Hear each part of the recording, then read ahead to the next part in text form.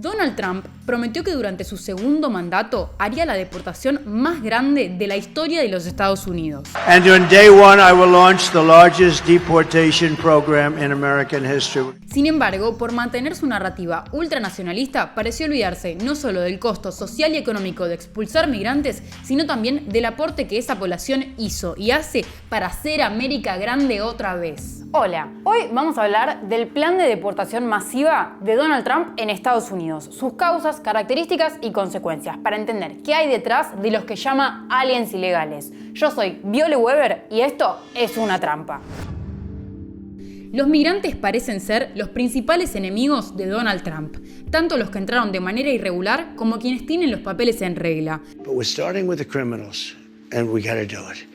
And then we're starting with others, and we're gonna see how it goes. Who are the others? Others are other people outside of criminals. Por eso gran parte de su campaña se basó en instalar la narrativa de que la población migrante es una invasión y la causa de todos los males que azotan a su país. La falta de industria manufacturera, el crimen organizado, el narcotráfico y la inseguridad en todos los niveles. Incluso dijo que no se trataba de personas, sino de animales. These are animals, okay? And we have to stop it. De esta forma, instaló la idea de que existe tal cosa como el crimen migrante y repartió en sus actos de campaña pancartas que decían deportación masiva ya. Una vez en la Casa Blanca, Donald Trump puso al Servicio de Inmigración y Control de Aduanas, ICE por sus siglas en inglés, a movilizarse para cazar posibles deportados, con Tom Homan a la cabeza, el nuevo zar de frontera. Isabela Osés es directora de Relaciones Latinoamericanas en la organización Florida Rising, abocada a comunidades marginalizadas en Estados Unidos. Isabela nos cuenta que en la vida cotidiana se siente una hostilidad creciente hacia migrantes, especialmente a los latinoamericanos. Desde que asumió, el gobierno de Donald Trump ordenó numerosas redadas en distritos de comunidades migrantes, mandó cientos de tropas a la frontera sur con México y habilitó al ICE a allanar iglesias y escuelas, antes consideradas espacios sagrados. Incluso envió intimaciones para que migrantes con los papeles en curso o en regla se autodeporten, y ante la ineficiencia de este amedrentamiento ofreció un vuelo gratis y $1.000 a quienes lo hagan de manera voluntaria, algo que Isabela calificó de grotesco y desesperado. Según el gobierno, el dinero es para reducir el costo de irse. What we thought we'd do is a self-deport, where we're going to pay each one a certain amount of money, and we're going to get them a beautiful flight back to where they came from. Lo que se dice garantizar el pasaje, solo de ida, por supuesto. Pero los planes de Trump son muy ambiciosos en términos logísticos, ya que se trata de un universo de más de 50 millones de personas, un 15% de su población total. Por eso es fundamental la alianza con su socio favorito, el presidente de El Salvador, Nayib Bukele, pero también con los gobiernos de Costa Rica y Panamá, que son los encargados de recibir los vuelos llenos de deportados y repartirlos entre cárceles y asilos. Además, Trump envió migrantes acusados de ser delincuentes a la cárcel de Guantánamo en Cuba y anunció la reapertura de la cárcel de Alcatraz en San Francisco. Una dinámica que generó críticas de varios gobiernos y líderes dentro y fuera de su país. Y a todo esto habemos papa, y es estadounidense. Vamos a ver qué piensa León XIV de todo este tema. Robert Prevost nació en Chicago, pero su madre es española y él vivió toda su vida pastoral en Perú. Aunque se autopercibe peruano, se trata del primer papa estadounidense y será un buen contrapunto en la era de Trump. Prevost es reacio al enfoque que plantea el gobierno de Trump sobre migración y deportaciones. En publicaciones en sus redes sociales antes de ser elegido como papa, Prevost criticó la política migratoria del gobierno de Trump y sostuvo que la deportación masiva y la separación de familias en la frontera eran inhumanas y contrarias a los valores cristianos. La criminalización de los migrantes y su categorización como delincuentes también fue motivo de denuncias de organizaciones de los derechos humanos. Entre ellas Amnistía Internacional, que denunció que las personas que buscan seguridad en Estados Unidos están en peligro. Estas organizaciones dan cuenta del criterio o la falta del mismo a la hora de seleccionar a los migrantes que serán deportados, sobre todo después de que se viralizaran casos como la deportación de una nena con cáncer sin su medicación, o el caso de Kilmar Abrego García, deportado, según la misma administración de Trump, por error, que la Corte Suprema exigió que se devuelva. Pero aún cuando volvió, la administración de Trump sostuvo que lo expulsarán de nuevo bajo la premisa de que tiene tatuado MS-13 en los nudillos, en referencia a la pandilla salvadoreña. Wait a minute.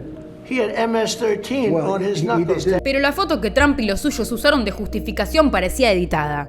Y más que un fino edit con Photoshop, parece más bien hecho con Paint. Otro de los casos virales fue el de André José Hernández Romero, el estilista gay que fue enviado a El Salvador bajo la premisa de tener unas coronas tatuadas con los nombres de sus padres que para la Oficina de Inmigración eran evidencia de su membresía a la pandilla venezolana Tren de Aragua.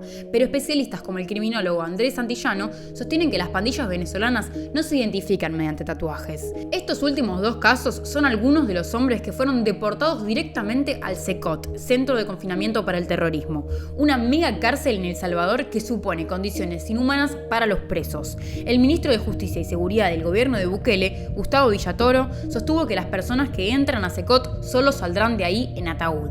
O sea, que si es por Trump y Bukele, los procesos judiciales pueden quedar para la reencarnación. We have thousands of people that are ready to go out, and you can't have a trial for all of these people. Pero en la bolsa de Trump no entran todos los extranjeros que viven en Estados Unidos.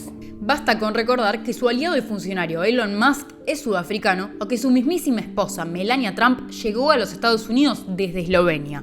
Pero ellos son migrantes de bien, porque vienen de familias ricas o países del norte global. Los migrantes de países más pobres, con grandes carencias, contextos de violencia o hambre o simplemente en búsqueda de una vida mejor en la tierra del sueño americano, no son como ellos. Y dentro de los migrantes de mal o aliens ilegales, como les gusta llamarlos, hay factores que afectan las decisiones tomadas por los agentes de frontera y el Servicio de Inmigración y Control de Aduanas en general. La interseccionalidad con personas racializadas y con miembros de la comunidad LGBTIQ+, se vuelve central, ya que estos grupos amenazan una presunta identidad pura que el trumpismo busca proteger. Por lo que migrante ilegal, pero también queer, 2 veces migrante de mal. Para alimentar esta narrativa, en el marco de las críticas, el gobierno de Trump no deja de publicar spots horrorosos, como este, que es ASMR de deportación de aliens ilegales. O este otro, con la canción Closing Time de Semisonic, que dice: no tenés que ir a casa, pero no podés estar acá.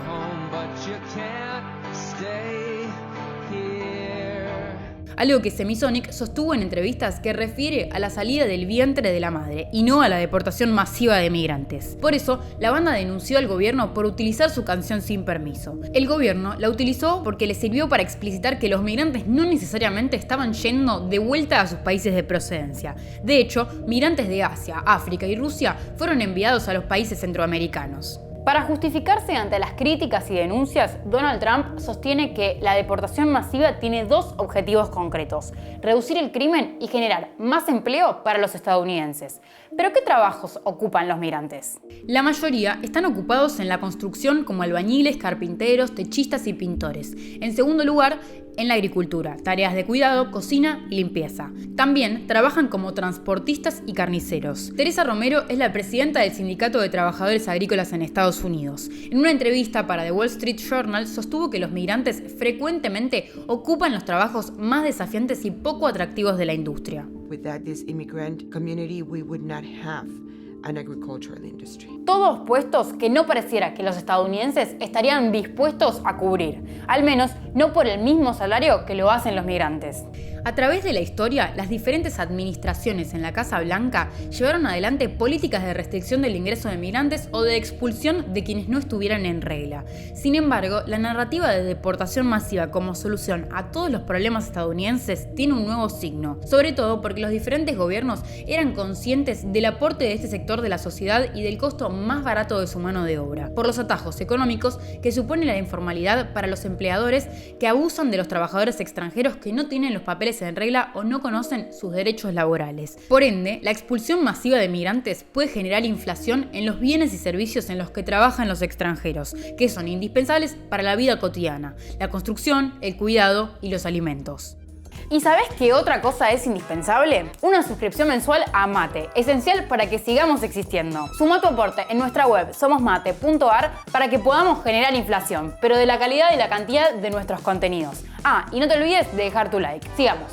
Estados Unidos, al igual que Europa, es víctima de su propio éxito económico, tal como vimos en el episodio sobre el pasaporte italiano.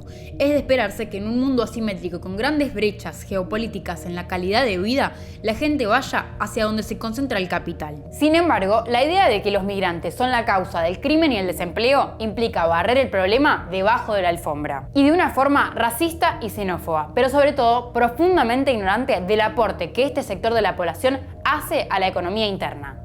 Ya sabemos cómo le gusta a Estados Unidos en general y a Donald Trump en particular no hacerse cargo de sus acciones históricas y de política contemporánea. Basta con ver las acusaciones sobre que China arruinó su economía. Trump busca reescribir la historia de un Estados Unidos que siempre instó a la globalización y fomentó la libre movilidad de personas.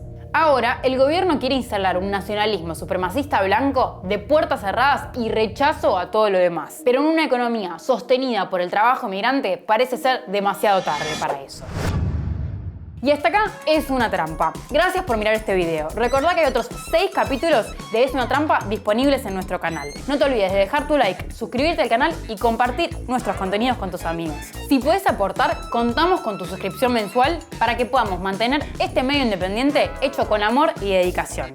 Yo me despido, hasta la próxima, como siempre, en Mate.